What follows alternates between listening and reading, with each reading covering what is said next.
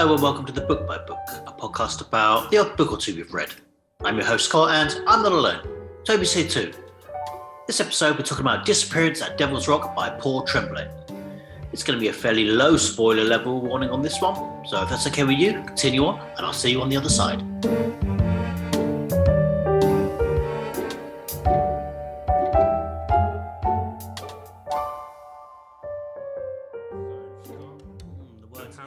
We'll figure it out as we go. Always go. Yeah, don't they just? That's the way we roll. How was your Sunday going? How long have you been up? My Sunday's going good, Toby. I've got a little coffee here. I've been up a couple hours. I finished a book this morning. Actually, I was. Oh, did you? What book? Nothing for the podcast. It was like brain addiction. Right. Like what happens with endorphins. There was on a whole bunch of stuff like junk eating, gaming, porn. I think that was the interesting one because no one's really talking about that one. That's the almost new studies, porn addiction. At least when this book was written, according to this guy. Yeah. It does feel like a solid book, but it almost feels a bit self-published. And it's not that I'm questioning the science. There's just something, there's so many like sound bites in it. This is what someone said from a study. And it's like, I was addicted to junk eating 10 times a day. And then blah, blah, blah. But I don't know if he's edited them, but they all sound like they were written by someone. Right, I'm not saying they are, but when there's about 500 sound bites and there's no identity, I guess some of them swear. I think he does cite his sources. There's a lot of online sources, and it was interesting. I kind of like stuff like that. I think I read a really cool one on like the future of the internet and what it means. And this is arguably really dark territory because what does it mean? Like you've got a kid who's going to be in that phase of always having had fast internet at the tip of her fingers. Like we're either lucky or unlucky enough to have had life without it and before and after. Do you feel like you could, if the internet went away now, you'd be fine? Some withdrawal symptoms. I mean, like the lacking. I would miss the immediacy of everything, but like you say, having experienced a world without the internet, I don't feel it would be too hard to rebalance where I am with that. I've got a taste for the before and the after, and I prefer. Which do I prefer? Is I guess a question, because at the moment I feel like there's so much that you can do that you do end up doing nothing because you can find out anything about everything. Just trying to find something to watch on Netflix. It's exactly. Yeah, you end up. I mean, that is the internet. What am I talking about? That's exactly. Exactly. It's a similar sort of thing to going into Blockbuster. When Blockbuster was a thing, you'd go into Blockbuster and you'd be faced with a mountain of images and choices, and I could spend hours in there looking and then walk away with nothing. Yeah, me too. I was a massive. Especially like a. I don't know if you're older than me. Like just looking at these explicit videos, just going and looking at the horror section and just gauging this whole world. And I can't rent this, and my parents might rent this for me. But just looking at, I don't know, Hellraiser VHSs and just imagining and gaining what these movies were, and it just felt like this forbidden world that I wanted to be a part of. Yeah, exactly that. Do you remember the first DVD that you rented that was above your age range?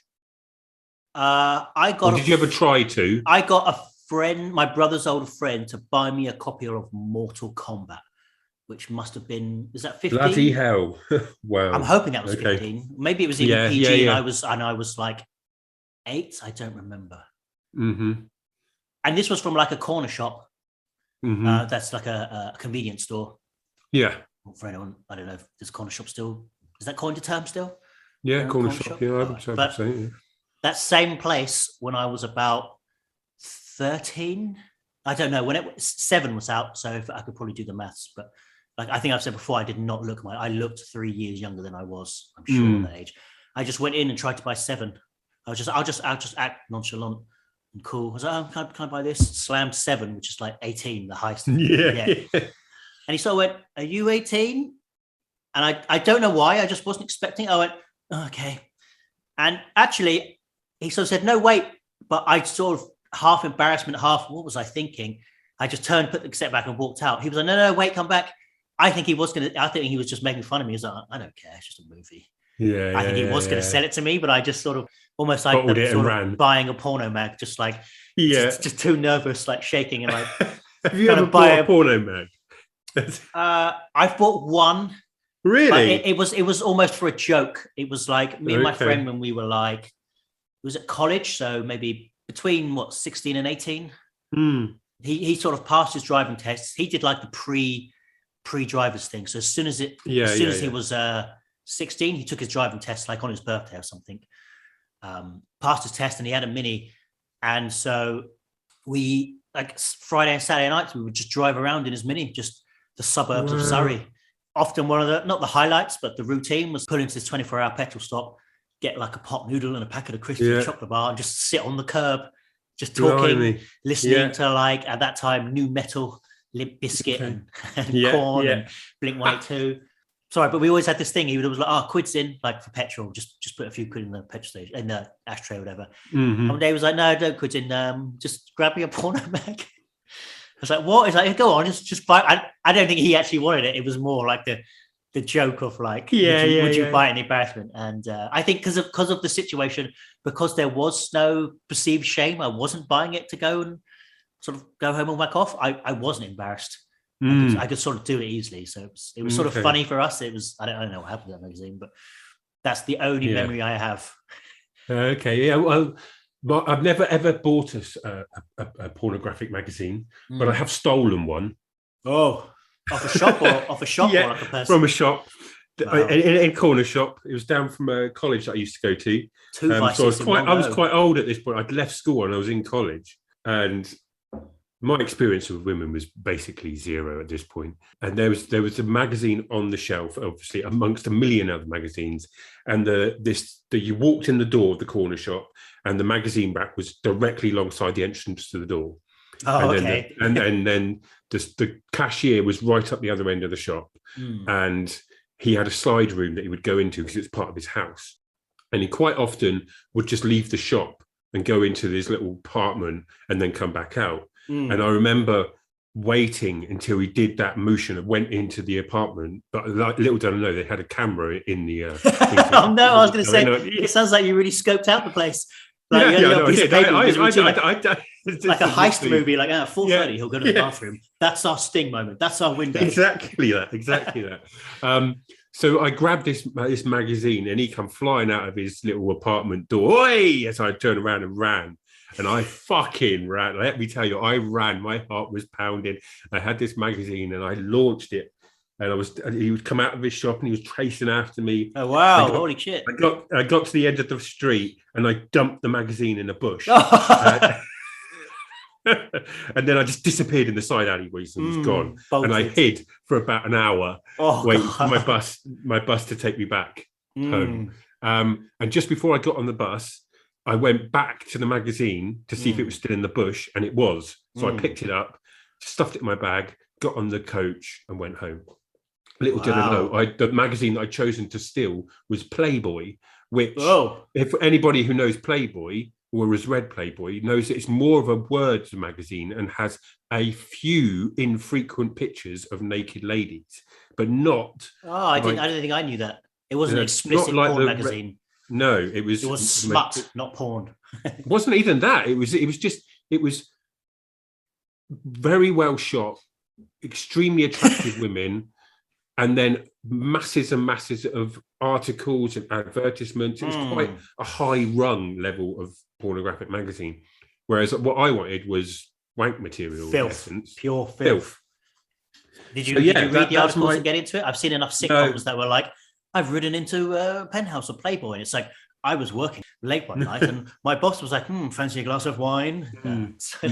So that's my experience of pornographic magazines as a kid. Anyway, it's amazing what kids get up to, especially when you're grouped together, much like the kids in this novel today. No, they do not steal porn, but they get into a fracas of some kind that's quite graphic in nature.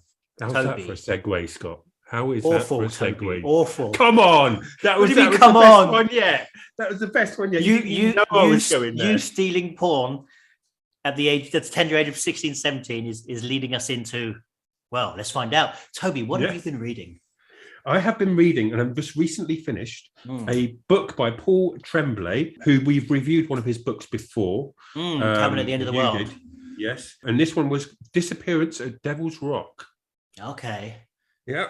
I've definitely heard of this one. I think it's because of the movie Picnic at Hanging Rock. In my head, even though I'm sure it's not remotely, I'm like, it's about like some kids who disappear at a picnic. Well, this one was nominated for the Bram Stoker Award for Horror in 2017. It was only nominated, it didn't win, but it did win the 2017 British Fantasy Award for Best Horror Novel. Okay. So there's a couple of tidbits for you. It's well received in the critics' circles. Well, yeah, it seems to be. I try not to give too many spoilers away we'll go because it does hinge around spoiler. Mild spoilers, yes. But in essence, it's about grief, coping with loss, and there's facets of horror in it, I guess. But this was one of my disappointments with it as a novel, is it's pitched as a horror novel. It won horror awards. And it won horror awards, but I'm like, it wasn't really that scary. There wasn't much horror in it at all, but it's more about the horror of dealing with and coping with grief, loss, and just the loss of a child, basically. So in essence, what happens is we have these three lads who are friends, and they hang out quite frequently together and get into sort of scuffles and mischief, but they're nice, generally nice lads, and that's what they're portrayed through 2/3 of the book. And they're Josh, Tommy, and Lewis. The book opens with Tommy's mother receiving a phone call from Josh asking if Tommy is with her.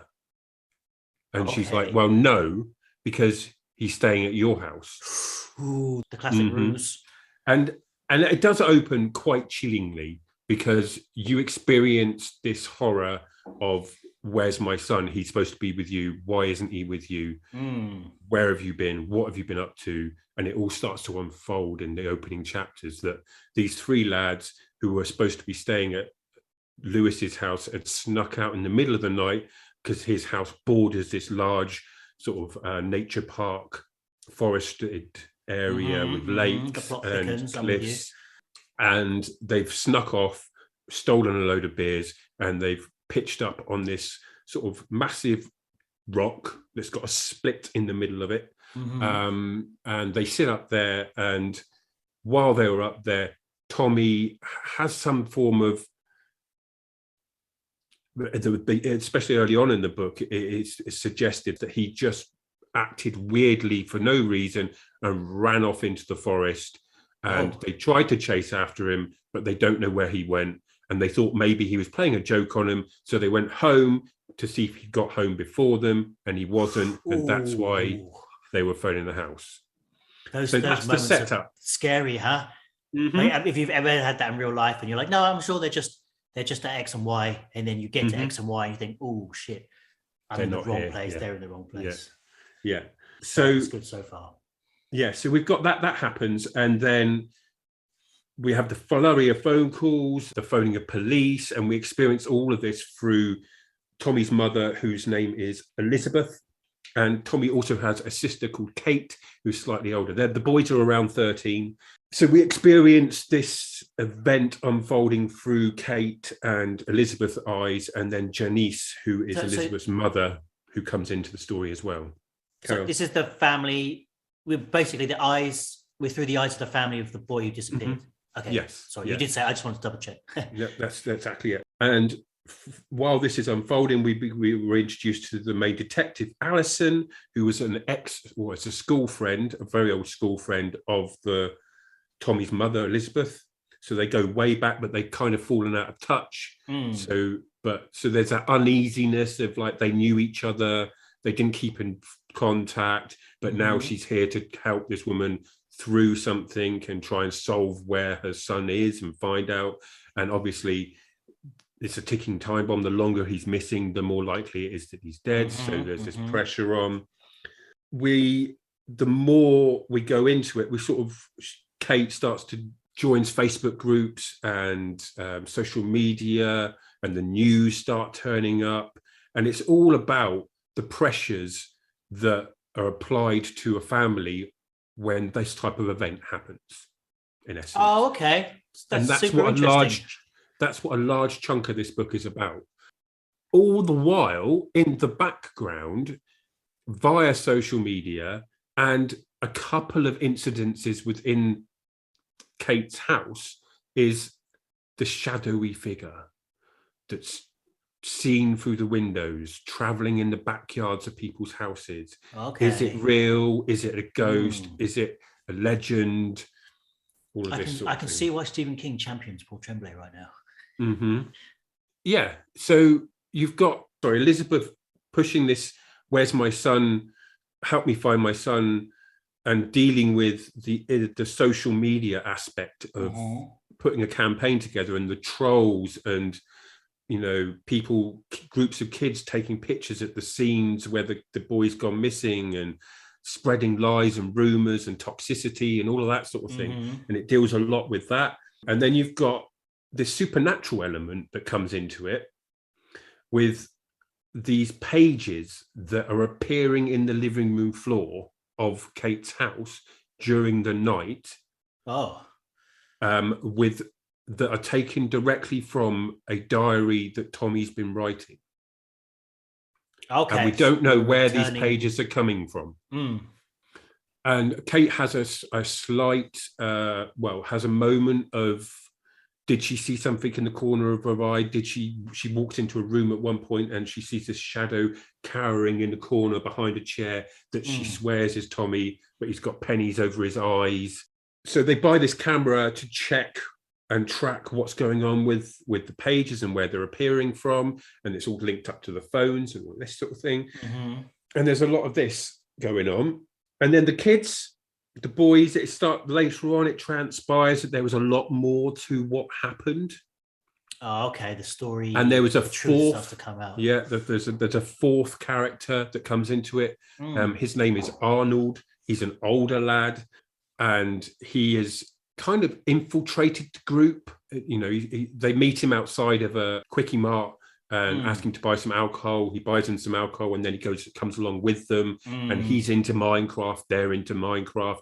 They're into zombies and zombie apocalypses and surviving apocalypses. And they all start chatting and bantering. But he's a little bit on the, who is this guy? Why is he there? He's a stranger. Yes. And the original, when you talk to the police, what's that called? The original report that the three lads gave didn't include this Arnold character. They left him out. And then it transpires that he was there, and the police re-interview, and it becomes apparent that this kid is a lot older than them.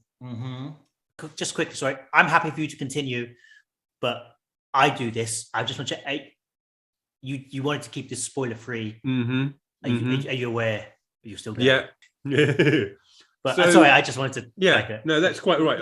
You're completely right. I'm trying to give an overview without spoiling anything. Tricky, isn't it? The good stuff comes at the end half the time. Exactly.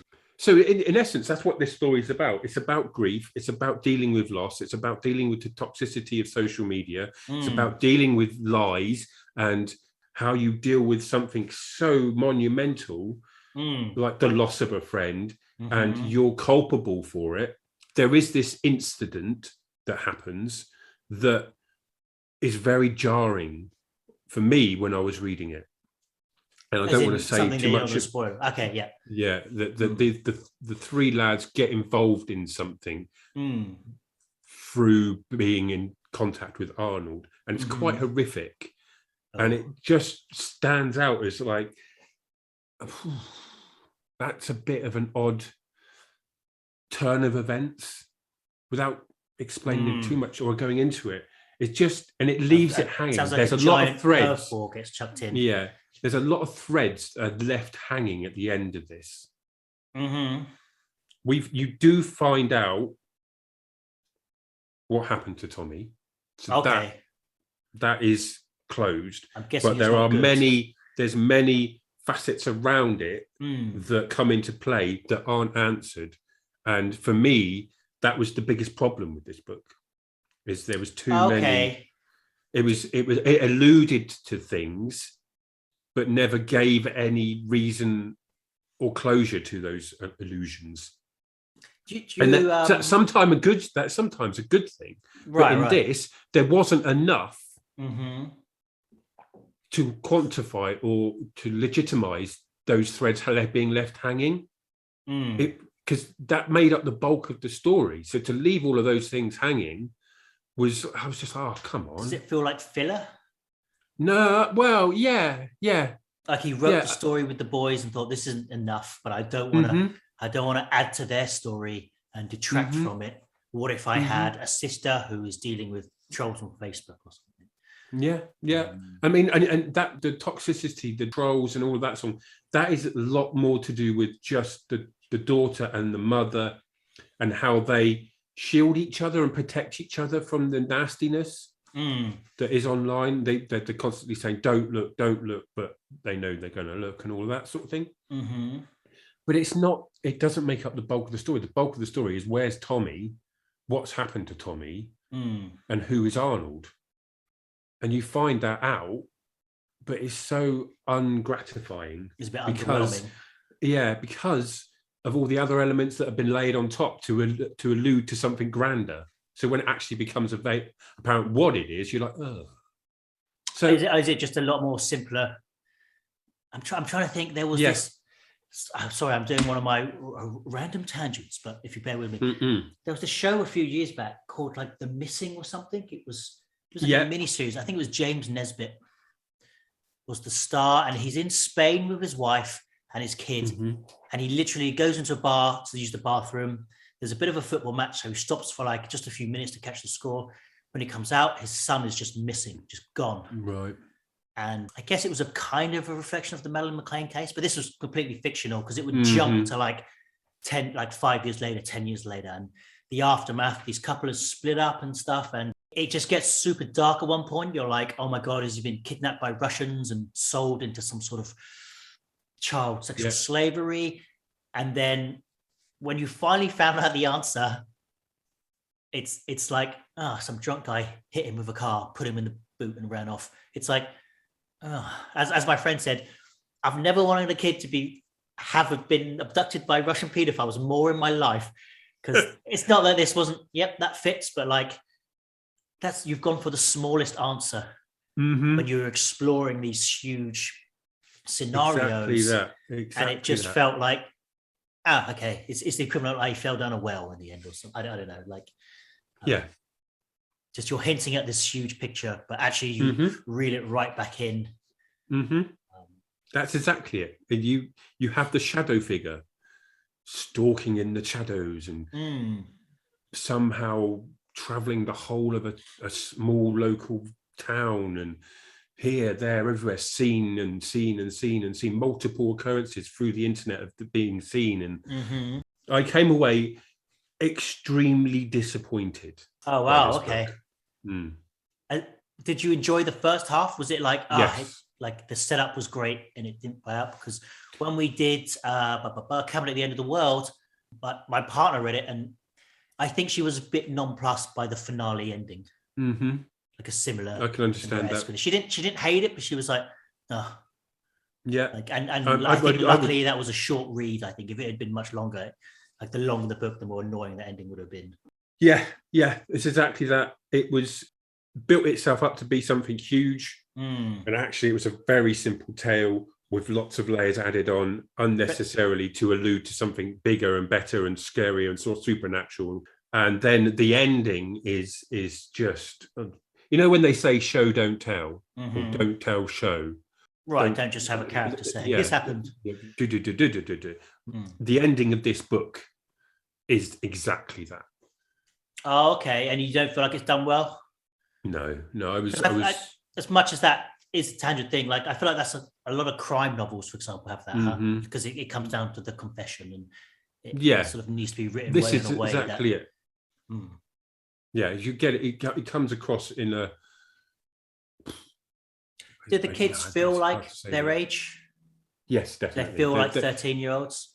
They're quite well realised. I mean, frequently talking about Minecraft and zombie apocalypses and building scenarios in their head, and the first time they've tasted beer and how that is, and to discuss, some of them are pouring it away behind their backs when people aren't looking and that sort of thing. So they didn't want to look hard. They're always punching each other on the arm and calling each other hardo and all of this sort of thing. And there's some of the characters are very well drawn, fleshed out in this. Definitely, I thought Kate and Elizabeth's relationship was really nice. There's a great moment where Elizabeth is just loses the plot with her daughter in a height of tension and everything. She just explodes in a flurry of anger, and that was a beautifully realized sequence. So it's not a complete failure, but it's definitely not one of the most exciting books I've ever read. I wouldn't recommend it, and it is the first book I've ever, what was it, Pay It Forward, where this is a kind of like a hospital pass forward, where I just left it on the seat in the train for somebody else to pick up. Normally I keep my books. You're a if I think they're good, I'm a collector. Yeah, this was one I'm like, got multiples I'm done in the with same that. book, I'm sure. Somebody else Do you wants to pick think that. potentially he's trying to make it like, if at some point it becomes about the online buzz and the way the media are portraying it, do you think it was intentionally supposed to be this underwhelming event that happened, and it's the reflection of the media and the way that we can blow it up? Possibly. I think that's possibly giving it more credence than it actually deserves, in the sense that those elements are so small in the actual telling of the book, the story. Yeah, they don't carry enough weight to be quantifiable as a deliberate, just sort of interesting footnotes sub-thread squeezed in. That's cool. I mean, I've got one more Paul Tremblay that I own. As far as I know, it was the only one that intrigued me. It's called Survivor Song. I think it's like a post-apocalypse one. Okay, this is the first of his I've ever read. So far, the covers of his books have intrigued me more than the actual words contained within. Well, I hope you have some inkling to read more. I'd really like, I guess you already reviewed it, but to talk about just finding it in some store one day. Cabin at the End of the World. It would, yeah. Like the discussion point, if I come across it, definitely comes more about the ending and what would you do having all this information. Cool. I'd say give that a go. Like, don't be totally put off by him, but again, I think even if you end up hating Cabin at the End of the World, it's a great discussion piece for other people who have read it, which is sort of, I guess that's not much for like, I don't know. It's always odd when someone says, "Oh, you should watch this TV show." And I go, "The first 2 seasons aren't that good, but it gets good in season 3." Oh, great! I can't wait to spend 10 hours watching TV. You're suggesting I watch 30 hours of TV, but the first 10 aren't that good. Brilliant. Yeah. So to sum it up, it's okay. As a book, it was all right. I feel like this is the worst book you've reviewed. It is, yeah. I'm usually very upbeat, and even then, about anything and everything. It's okay. Yeah, Can't bring yourself to hate it. Toby's no hater. No, people put effort into most of their work. So I do. You know what I do feel guilty about is my reviewing of the actress in Archive 81 and her performance and her acting. I feel like I slated her in a sentence or two. And maybe that was deliberately her performance was she, because having gone back and listened to some more of the podcast, her performance is very, very similar to the way that she's portrayed in the podcast. So in that sense, she's done a really good job. But then the TV show should aspire to be more than the podcast.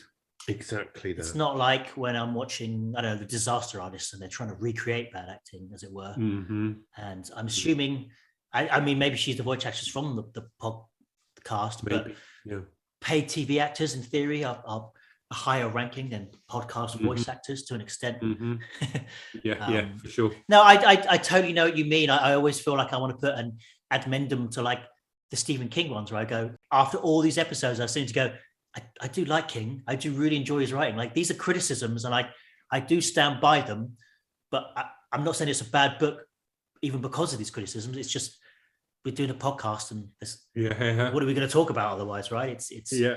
I feel like you've definitely covered the stuff that's great about him. But I do know what you mean. It is odd just putting out an opinion where you hate something. Yeah. But I think, well, I don't know. I think I don't know enough to know, like, A, we have no listeners. B, I don't think they're all drunks. it won awards, and he's probably made a hefty pay from it. And yes, exactly. I'm sure he doesn't give a monkey's what a lad in his living room is thinking. But also, I think it's I don't know if we're going to review it. If just honesty is the only really, Yeah, definitely. Otherwise, what's the point of this? Just go to some sort of Jonathan Ross review where he loves everyone and everything because he's trying to get big names on his show. So I wouldn't buy a Paul Tremblay book brand new, but I will pick up another one if I come across it in a charity shop. Are you a Paul Tremblay fan at home? What did you make of this one? Yeah, please let us know in the comments below. And as we say every episode at the end, not the beginning, because we're rubbish at remembering to do it at the beginning, like and subscribe if you wouldn't mind. That would be greatly appreciated, as it helps with the algorithms and the rise of our well-constructed podcast. You know, it would be cool with Paul Tremblay if you're a fan out there and you've read a few, rank them for some, because I know so little and now I know about this one. I know a little about Survivor Song but everything else I have no idea what it's about. There's one called A Head Full of Ghosts, so I'm guessing that's a ghost story. But rank his stuff. Give us a bit of an idea of what we've read and where it lies in there. He seems like an odd one to me. His name is fairly new to me. Yeah. But to me, so it's like he's burst out on the scene. Yeah, and he's championed by quite a few big writers, isn't he? So I guess he's won awards. I think he's definitely chummed up with Stephen King, at least on the Twitter. Joe Hill, giving each other thumbs up. Joe Hill. So I feel like he's someone to watch. Like having only read the one, and now hearing this review from you, where you weren't a crazy fan, it's like that thing of like I'll keep an eye on him. I think I said that last time. Like I don't think I'll automatically buy whatever he does, but I'll check it out because I feel like there's something great in him. Having read one book. Yeah. Like and subscribe. Bye. Hey ho. Hey, I'm going to wrap it up around there. I want to thank you for listening, and I hope you enjoyed. Join us again next episode, and until then, support your local bookstores and have a great day.